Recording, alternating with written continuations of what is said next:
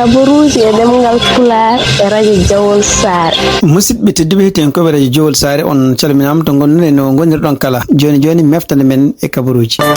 Meftande men kaburuji jamma hande jaten koye dendi amature e kaburuji dowlaji dentuɗi e kaburuji international. Bandiraɓe sehlaɓe heɗotoɓe radio Jawol Sare jaam hiire moon gonɗen ko jamma talata hawri ko sappo e jeetati lewru août hitande ujunaji ɗiɗi e nogas e jeegom jaten joni ko 10 heures ɗo e Cincinnati or yoni toon to Miami toon to Paris ɓe goni joni ko 4 heures du matin toon to Nouakchott ɓe jarata joni ko 2 heures du matin habaruji moɗon demgal Pulaar guiɗoɗen ko toon to Washington ti hono kanko Donald Trump ene wayno ñallam he o waddi journaliste goto journaliste CNN se o tawno namdimo gueɗe hono kanko sénateur jeeɗo toon to Georgia gueɗe ɗe haalno wiide wonde ko kanko Donald Trump o natti wawde wadde liggey makko natti yidde wadde liggey makko o waƴa oɗo so joni oɗo sa joni o waƴa tan ko jolde avion ngaji surtout mo yaade debbo goto gonɗo toon to Maison Blanche biyeteɗo Natalie Harp e ɗum noon ɗiɗon konngol noon ko kanko John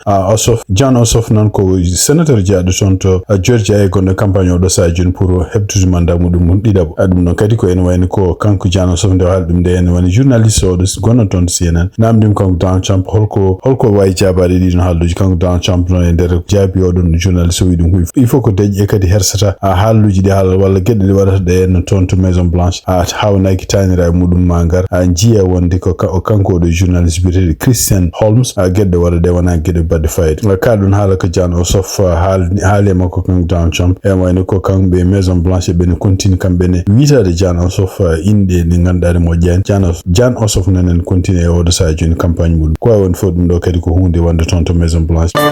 hande ko fati élection ngaji tumnade kadi résultat ji gummiɗo toon to Florida hande ne wayno ko to banggue démocrate e banggue républicain ji andama oɗo sa joni hol gañiɓe ɗiɗo woseji donc to banggue Sénat ene wayno ko ndeɗo jonde siftinɗon ko kanko jonde makko kanko Marco Rubio e ɗum noon nde waɗa e gouvernement gouverneur mo Florida kañum hoore mum debbo biyeteɗo Ashley Moody komi wi wonɗon e wayno donc ko banggue républicain ji ko fati élection ngaji primaire ono kanko Ashley Moody ko kanko hay yimɓe ɗiɗo foɗidiranno e makko ɓe donc oɗo sa joni ko kanko CNN suuɓi wonde ko kanko gañoto banggue démocrate en pour ko fati primaire hono kanko biyeteɗo Angie Nixon en wayno oɗo sa joni kanko gañi kanko no foɗidiranno koye Alex Windman noon ko neɗɗo ko ancien militaire Donald Trump de waɗa se empêchement muɗum ko fati gueɗe par de Russie o wonno hen seeɗa e nder konngudi kanko Windman ko haali o wi wonde ko en wayno hono kanko biyeteɗo Angie Nixon campagne mo waɗi ko campagne baɗɗo fayida e kadi en wayno ko kanko Windman o wi wonde ko mawo liggodir mo won saraji o Nixon o wawa wallude micro en hadde hono kanko Ashley Moody ɗum noon ko républicain on de wontude sénatrice toon to Florida ko wawi wonde fof wi ɗum ɗo kadi en wayno ko kamɓe démocrate oɗo sa joni ɓe jogui yakare hawnaki maɓe keftude ɗon jonde ko fate Sénat ko fate candidat ji wonde gouverneur siftinɗon toon ko kanko Ron DeSantis on kadi o wawa wonde gouverneur toon to Florida par ce que mandaji ɗi yamira omo wawi lamade toon ene wayno o gasni ɗum banggue républicain ji ene wayno ko kanko Byron Donald ko kañum woni gardiɗo oɗo sa joni ɗum noon foɗidiranno yimɓe joyowoɗɓe ko kanko woni gardiɗo oɗo sa joni ko fati résultat ji banggue démocrate en hono kanko biyeteɗo David Joly noon siftinɗon ko républicain wonno kono sibabude kañum hoore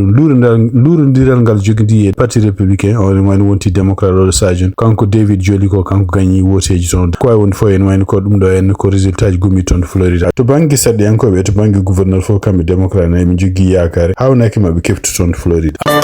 toon to Washington hande tumnade ko winnade toon to MS Now hono ko kanko sénateur Mark Kelly ɗum noon ko démocrate jeeya toon to Arizona e kanko sénateur Tom Tillis ɗum noon ko républicain jeeya toon Caroline du Nord en wayno ɓe bindi lettre fade Donald Trump ɗum noon e ñagade ɗum kadi famnude ɗum e rentinde ɗum wonde ko ene wayno ko décision mo Donald Trump ƴefti hanki pour wiide wonde ken usta militaire ji gonnoɗi toon to Corée du Sud sababude ko Corée du Sud jaɓani walla ɗum guerre muɗum o wi ɗum ɗo ko feere bonde e kadi e wiide mabɓe kadi ene wayno ko Corée du Sud ko partenaire mo États-Unis e kadi ene wayno ko militaire ji gonɗi toon ɗi garanti pour wonde kamɓe Corée du Sud Corée du Nord toñataɓe ko wawi wonde fof e nder kanko Donald Trump kadi ko jaabi o wi wonde ene wayno ko kanko hoore makko haaldino e Corée du Sud gardiɗo mo o ɗum noon o windi ɗum kadi koye poste makko kanko Donald Trump o wi o noddi gardiɗo Corée du Sud o wi ɗum wonde kadi omo yiiɗi on o rokkamo jungo walla mo toon guerre gonɗo toon to Iran caggal mo wi wonde kamɓe États-Unis ni ɓe jiiɗa wallete ko fate Iran kono noon so on walliɓe ɗum ala ko bonna kono noon e wayno ko gardiɗo Corée du Sud o wi ɗo non jaɓani ɗum noon e kanko Donald Trump kadi o wi wonde ko o siftini on o wi wonde ko emin jogi hakkene won kena boy capana ujunere soldat ton to Corée du Sud dum non ko wonbe ton wallude renbe ma pour Kim Jong Un yande mada donc Kim Jong Un woni ko koddido mada donc en woni so min nyaagi mama ya lumina jabra wallude dum do kadi ko hunde hawni ko dum wadi donc kan down champo wi wonde ko mo itta militaire goni ton o musudum kadi en woni jokkondiral be baddata kambe Corée du Sud ko mbiyata jokkondiral ta ko kombaji gajas dum badda non dum fo ko natta dum do fodi en woni ko dido sénateur uji di ko be mbi ko dum do ko peje bon wonande kanko down champo ƴeftude décision pour tan bonde ko nedo wallani moy guerre mo natta wonde seydi mudum ko ay wonde fo en woni ko dum do kadi ko haaluji kanko down champo de haalna hanki tonto Georgia to kambe service immigration de be taki won sadiyankobe democrat titre gadgol mako kanko Pramila Jayapal dum non ko democrat jeya ton to Washington widi wonde be ngari ton to kasoji gondi ton to Georgia e kadi be kadi liggeyaaji mabbe kambe bedo yimbe wonbe yimbe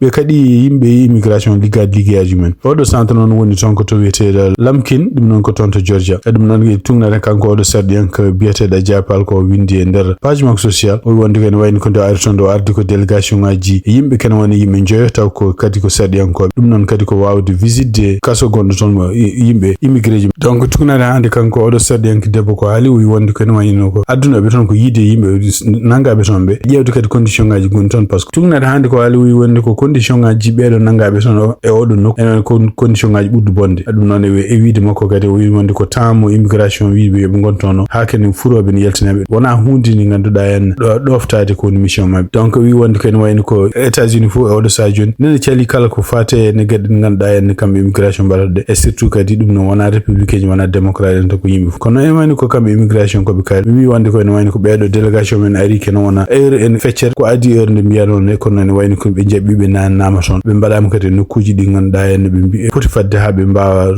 rocket no be natiri nokkuji de mjidi yidde ko wonde fo en wayni ko kambe immigration be goyti men be mbadi ko mi ponno wadde burtini en gonal mabbe ton ha be kadi yimbe wonbe ton immigration renobe dido nokkuji wadde liggeyaaji men ko wonde fo dum do kadi tungnade hande hills ko adi ko wi wonde ko wona wongol do woni lawol gadnol kambe dadibe immigration be mbasa nanondirde e yimbe sadiyankobe arobe yillade kasoji immigration Brujman International ngidere ko ton to Egypte tungnade kadi ko winda ton journal Seneweb dum non kadi en woni ko habar jaltude kihide hono kanko entraîneur wala sélectionneur équipe mo leydi Egypte le pharaon kanko biete Hosam Hassan wiyama e jamme o gañi dum non cagande o jogino anni serndude rewbe makko dido ne kabanno ko sibabunde harebe do rewbe dido ne wayni ko kanko hore makko gañi men mona na hôpital o do sadio ambi wonde ken wayni ko dum do ko gurna makko privé ko non e wayni o do sadio yalte médias sociaux kanko o do sélectionneur non e wayni ko kanko hore makko ko jogi ko rewbe dido dum non ko hunde yamirande ton to Egypte ko way wonde fo en wayni ko odo sadio ni affaire chalal makko halaka taw holno way ko non wayno mon continue wonde hôpital tugna hande médiaji kewdi gon ton to Egypte surtout média biete do kadina ser mbi wonde ko sibabunde do hari hono kanko Hassan kanko hore makko feli debbo makko jewo biete do Hoyda al-Gharbawi kany hor mum woni gaddude hari o en felliti o sere odon edum non wayni ko haysindu wonde odo debbo seram tugna kadi ko jokkondire médiaji wi wonde ko haysindu wonde ko kanko hore makko o seram walla o serte gorko makko walla to way woni fu hare mabbe walla gede nganda famille mabbe dum ko gede privé on ko jabani kanko hore makko haldude journaliste uji ko fatende do hare habruji men ton to Senegal tungnade kadi kongudi gomide e makko kanko Dr Abdourahmane Diouf en woni ko kanko hore mo rentini Ousmane Sonko dum e kongudi wali wi wonde ko so tawi demgal nyallinani wallinani ma lepti jomum e dum non e wiide makko kay ko kanko Abdourahmane Diouf so tawi Ousmane Sonko ni continue hande toñangidi toñardi ko didon toñangeji rewnomo ha e der hitande ujunnaji didi e nogas nayi dum woni o soka ton sibabunde won gede de o halno gede de kadi ko haali ko yimbe taw alna dum provide dum ber déformation kono mon continue mo haal dum hande hawnaki e wiide makko kanko Abdourahmane Diouf ma yimbe wadbe kadi ngal porta mo plante dum non haysindo wonde odo sadio no mo hada wonde candidat en hitande ujunnaji de nogas jene hawnaki ne hay hitande ujunnaji de tamantati en nayi ango wore makko so tawi o continue ko haalar ko continue demgal makko ne yaha partout o mo haala ko wodani walla mo takka yimbe hawnaki kadi mo dañ cede don cedel yimbe portam plante dum non kanko Abdourahmane Diouf o wi wona menace wadata ko haala ko gongire gong parce que Ousmane Sonko ko haala ko en saji ko haaluji ko mo takka yimbe partout ala fo mo haalta haalum e dum don kadi ma wonta mo cede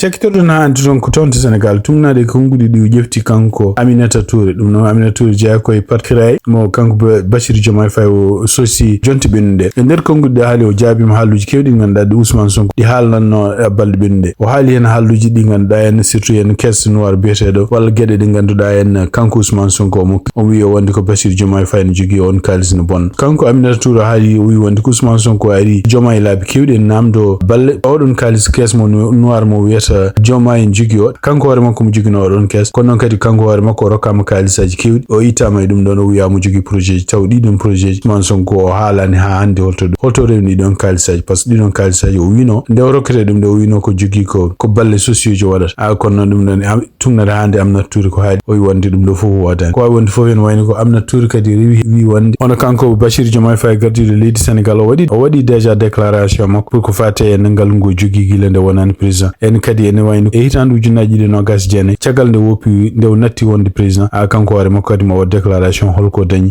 caggal nde woni président nde o wi ko caggal nde Ousmane Sonko nde woni premier ministre nde ene wayno kañum hoore mum menacine wi wonde ko kala kalɗo haala mum wi wonde ken hutoro kalisaji walla ne hutoro ko wiyete caisse a wi wonde mo sogɗum e ɗiɗon menace uji noon caggal ɗum kanko Ousmane Sonko o ari ni o caggal nde o seeka nde o natti wonde premier ministre o haali o wi wonde komo joguino ɗiɗon kalisaji ko wawi wonde fof e wi wonde ko caisse noire mo joguino kene wona 2 milliards e hitande ujunnaji ɗiɗi nogas joyyi ha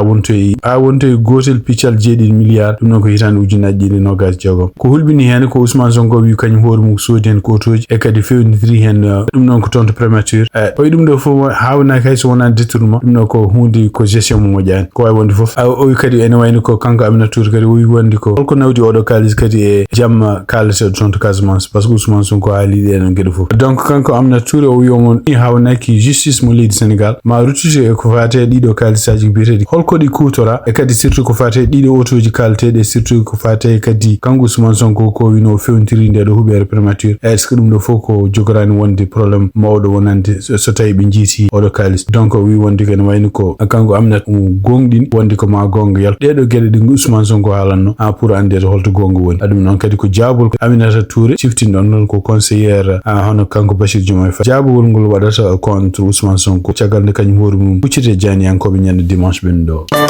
andi toon to Sénégal tugnade kadi ko yalti e journal uji kewɗi toon to Sénégal hono kamɓe équipe national football mo Sénégal ɓe dañi sélectionneur neɗɗo ƴeftaɗe hande pour yo lomto caggal nde kanko Pape Thiaw nde o seeka kanko donc ene wayno ko kamɓe Sénégal ɓe ƴefti ko kanko biyeteɗo Patrick Vieira noon ene wayno ko kañum hoore mum meeɗi juude toon to équipe biyeteɗo Arsenal e kadi o meeɗi juude kadi to Inter Milan o wonno ko milieu de terrain kanko Patrick Vieira noon ene wayno ko nomama won heblo ɓeɗo jouɓe équipe national Sénégal ɗum noon kadi ko caggal nde kanko Pape Thiaw no seeka ɗum noon ko habaru jaltuɗani kanko Vieira noon ene wayno o jibina ko toon to Sénégal o jibina ko toon to Dakar kono noon ene wayno kanko hoore makko kadi o meeɗi représenté de France o meeɗi représenté de France e hitande ujunere 1997 kanko hoore makko kadi omo jeeya kadi e walluɓe France ha kañum heeɓi coupe du monde ko wawi wonde fof ene wayno ko kanko oɗo Patrick Vieira jaarowi duuɓi capanɗe 5 kanko woni ƴeftaɗo oɗo sadio joni yo won sélectionneur toon to Sénégal musidɓe tedduɓe tenko ɓeɗa josar ko ɗo tonggui meftande men e jamma hande o en ñaguima joom jaam mo jaam woni jungo mum nde waɗante en jaam